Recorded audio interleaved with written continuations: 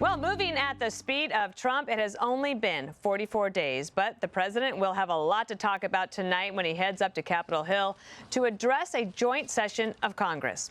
From the border to tax cuts, the commander-in-chief will lay out the administration's plans to achieve his priorities over the next 4 years, while touting those he has already checked off his list.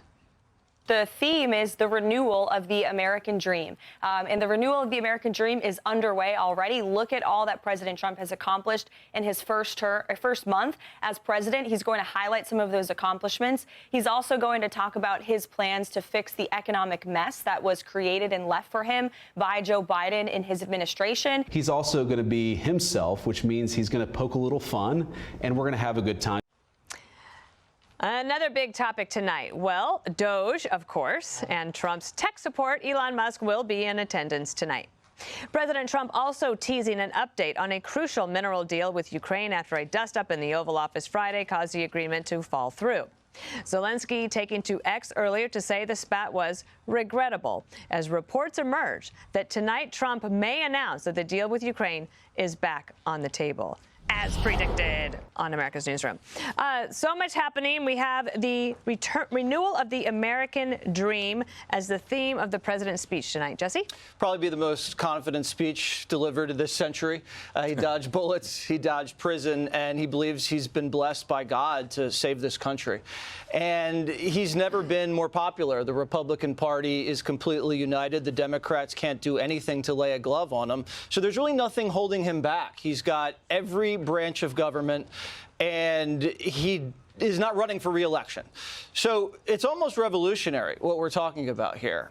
This guy, as a politician, came out of the Tea Party movement and now is at the height of executive power and has a great story to tell tonight. And he usually does very, very well at moments like this. The symbolism he uses with the guests, the rhetorical flourishes about American history. So we expect big things. On the border, it's a slam dunk success. No one said he could do it. It's completely shut down. Safest border in U.S. history. Didn't even need Congress. And then in terms of the culture war, the DEI and the trans victories, I'm sure he'll tout that, as well as Doge. We're modernizing and streamlining American government and saving the taxpayers billions of dollars. On the economic agenda, I think you need a little more patience because he's only had 40 days. He has 4 years left. So as the market digests these trade wars, we're going to have to kind of give it a little time. He's got the tax and regulation cuts coming through Congress pretty effectively. And what I'm really excited about is the new space American expansionism and the AI arms race. That is a really great place to be if you're an American. I'm sure Harold's excited about Bitcoin. But other than that, it's a bright future for this country, and I'm sure he'll talk about all of that tonight. On The View, they talked about whether asked the question, does President Trump have a mandate? Listen here, Judge, to Stephen A. Smith and Corinne Jean-Pierre. The man won every swing state. He increased in terms of his voter turnout in his favor from the standpoint of blacks, Latinos, and young voters. He increased his numbers in that regard from 2020. 89% of the counties shifted to the right. That's a mandate. He does not have a mandate. He won with the smallest margin of the popular vote since the 19th century. He's on his way in the first 100 days to be the most unpopular president in their first 100 days. Yeah. That is not a mandate. Did you hear all the yeah? You know, Dana, it's just stunning. And yeah, I'm so glad she's not in the press office anymore. We don't have to listen to the gaslighting anymore. And that is a perfect example of the gaslighting that we heard for 4 years.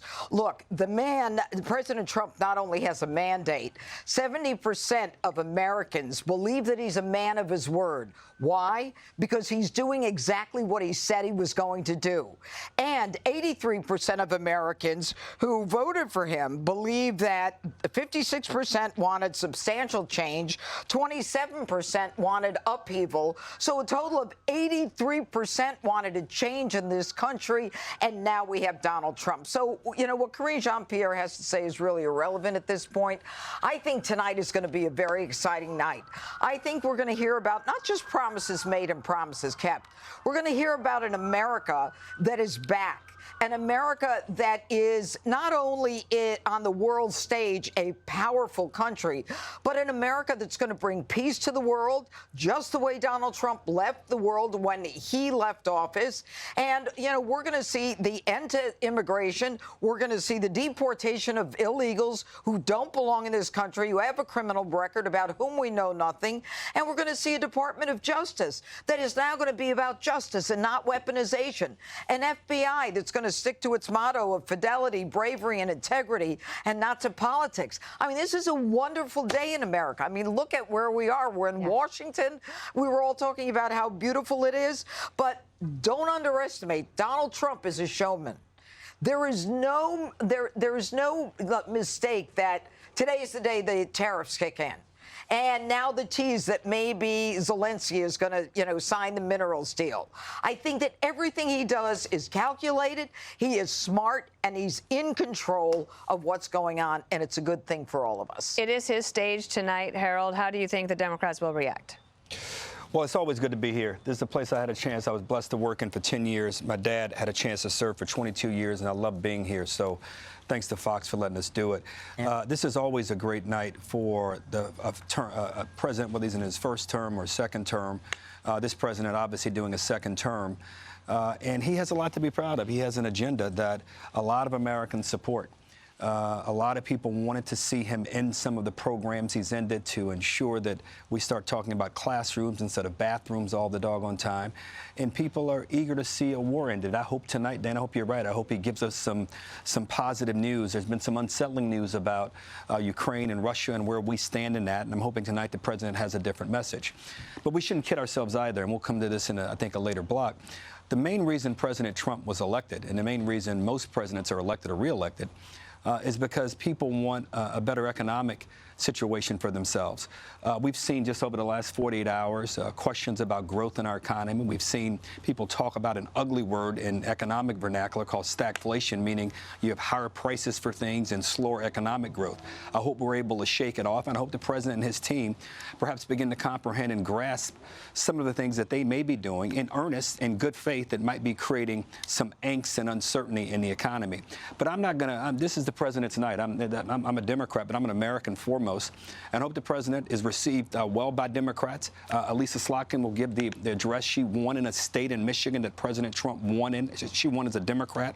So Democrats are excited about her, believing she will deliver an economic message, a positive one, and one that may resonate with those that voted for President Trump. So I'm looking forward to this. Yeah, Elisa Slotkin, though, she broke Dana Perino's rule.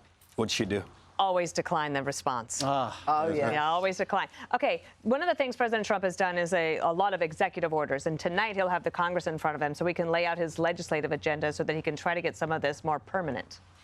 Yes, it would be great for the House handed a blueprint to the Senate. The Senate handed one of two bills, a version of a two-bill approach 2 weeks ago. So legislation has to happen. Harold, if they want to dig in with some real economic progress, they got to do it with legislation. And as you said before, about tariffs are taking a toll on the stock market. I get it. And then Howard Lutnick, evidently on Larry Kudlow's show about a half hour ago, said that this might be short-term tariffs, like they could go away right away. I'm not really sure, because if the tariffs are about drugs, I look at great progress Mexico's making. They made 900 arrests. They've attacked the cartels to the point where the New York Times on Sunday was saying that the cartels are afraid to leave their compound. Right. And then we see what's at the border. There's nothing going on at the border. Tom Homan said, I've never seen anything quite like it. So that's huge progress. Also, on the View, I figured out what KJP's problem was. She had nothing to report because nothing was happening. And I used to think, why don't they let her in the meetings? There were no meetings. So when she would go out and give a press conference or try to answer the press, she had nothing to say because nothing was happening. It was the Seinfeld administration. Nothing happened. And it's sad but true. She sounds much more eloquent now that she can actually talk our mind rather than pretend that Joe Biden was using his. But she's still just giving statistics. Like, Right. they love all the rat-a-tat-tat-tat-tat numbers. Back and forth, that Drives me she did nuts. this. And I'll just say this, don't underestimate recruitment up in the military. December and Yes. January, the presence of Pete Hegseth, the positive feeling that the president gives the military, I think that goes a long way. Yeah, there was a huge decline for so long. Yes. And that's He never an talked immediate about it. turnaround. I want to just read you this because it just came in. Jackie Heinrich, our very own, says that there's a Reuters report that says Ukraine and U.S. The U.S. reportedly making no movement on signing minerals deal. Jackie Heinrich, she's saying sources at the White House saying this Reuters report is not true. There's been no movement on this. Operative word yet. I think that's the operative word. Okay. Right. Ahead, Democrats are apparently bringing the circus to Trump's speech tonight with walkouts and noisemakers.